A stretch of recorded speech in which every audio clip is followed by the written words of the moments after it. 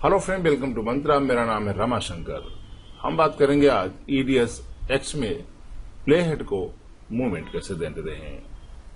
प्लेहेड movement का मतलब ये होता है, जो टाइमलाइन पर जो है प्लेहेड होता है, ये इसे बोलते हैं, ये प्लेहेड होता है। इसको हम मूवमेंट कैसे देते हैं। सबसे पहला माउस द मैनुअल तरीका क्या होता है, ये आपका जो टाइम कोड बार होता है, ये रूलर जिसे हम बोलते हैं, इस पे आप क्लिक करके कहीं पर भी ऐसे क्लिक करेंगे, ऑटोमेटिक ये मूव कर जाएगा। जहां क्लिक करेंगे वहीं पहुंच जाएगा। दूसरा तरीका क्या होता है, आप यहीं पे इसको सेलेक्ट करके आप ऐसे स्क्रैबिंग कर सकते हैं। आप अपने हिसाब से प्रीव्यू करते हो आगे पीछे को जा सकते हैं। तीसरा तरीका क्या होता है, आप लेफ्ट एरो या राइट एरो का यूज करके इसको एक एक फ्रेम आगे की ओर मूव कर सकते हैं।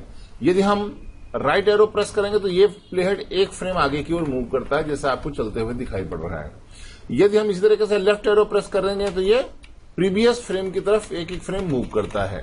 दूसरा और तरीका होता है इसको मूवमेंट देने का, एडिट पॉइंट के कट के हिसाब से। इसका होता है प्रीवियस कट पॉइंट पे जाना है तो आपका ए अल्फाबेट होता है, नेक्स्ट एडिट पॉइंट पे जाना है तो आपका एस होता है।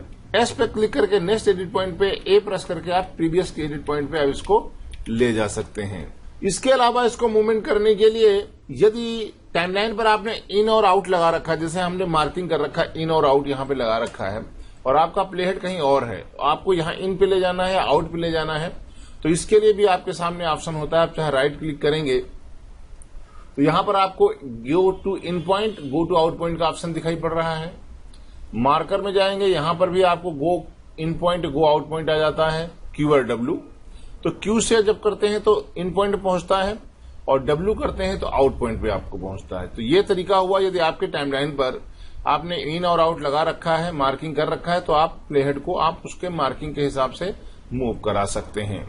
यदि आपने टाइमलाइन पर मार्कर लगा रखे हैं, जैसे ये मार्कर लगा रखा है, आपने यहाँ पर मार्क कर रखा है किसी पोर्शन को, तो यदि मार्कर पे जाना हो तो उसके लिए भी आपको यहाँ पर ऑप्शन मिल जाएंगे। देखिए मार्कर में यहाँ पर ऑप्शन होता है सीक्वेंस मार्कर, नेक्स्ट।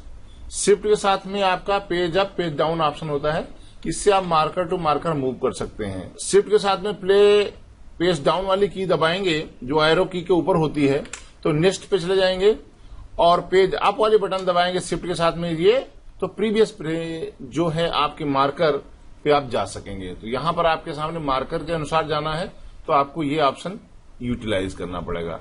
मार्कर के बारे में भी डिटेल में हम जब मार्कर का ऑप्शन के बारे में बताएंगे तो हम आपको बताएंगे मार्कर क्यों लगाया जाता है, कैसे लगाया जाता है, इस बारे में डिटेल में डिस्कस करेंगे। तो यहां पर आपको प्लेहेड को मूवमेंट के बारे में हमने बता दिया। और इसके अलावा एक और तरीका होता है, जब हम नंबर्स को कैलकुलेट करके डालना हो, जैसे हमें यहां पर आपकी प्लेहेड है और हम चाहते हैं ये 10 सेकंड आगे की ओर मूव कर जाए या 10 सेकंड पीछे की ओर मूव कर जाए, तो यहां पर न्यूमेरिक संख्या में प्लस और माइनस का चुनाव होता है। तो आपके न्यूमेरिक कीपैड में जब जाएंगे तो यहाँ प्लस माइनस की बटन होती है, तो हम प्लस बटन प्रेस करेंगे, और उसके बाद हम जैसे हमने 10 हो गया ये सेकंड और ये हो गए फ्रेम, तो ये 10 सेकंड का हो गया। यदि हम इसको ऐसे कर देते हैं तो 10 सेकंड आगे की ओर मूव कर जाता है। यदि इसी तरह से प्रीवियस में जाना है तो माइनस के साथ में हम 20:00 ये नंबर्स फिल करेंगे, तो ये 20 सेकंड हो गया। ये कैसे होता है 20 सेकंड?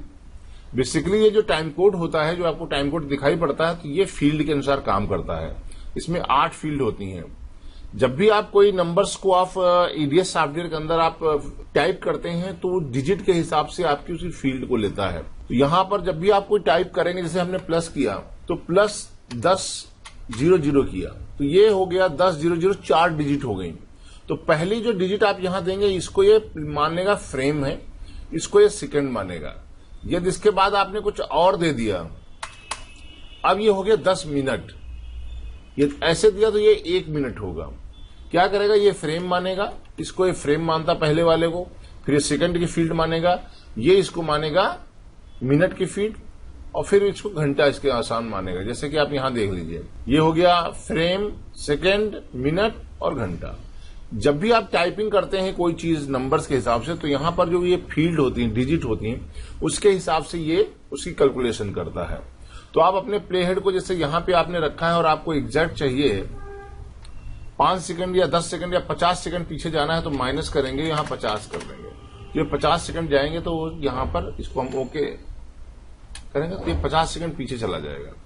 या इन लगाइए और आपको 10 सेकंड के बाद आउट लगाना है, तो तो प्लस जाइए 10-10 लगा दीजिए, तो यहां पे जाइए आउट लगा दीजिए। माउस द्वारा सिलेक्शन भी बहुत इजी तरीके से किया जाता है। इसमें डबल क्लिक करेंगे तो जो ट्रैक आपने सेलेक्ट कर रखा उस ट्रैक की क्लिप को सेलेक्ट कर लेगा। इसे देखिए, ये गैप, ये क्या है, यहां पर इस क्लिप को नहीं मानेगा, ये गैप मानेगा क्योंकि ये ट्रैक सिलेक्शन है। ठीक है, तो इस तरीके से डबल क्लिक करके सेलेक्ट भी कर सकते हैं और दोबारा क्लिक करके डीसेलेक्ट भी कर सकते हैं।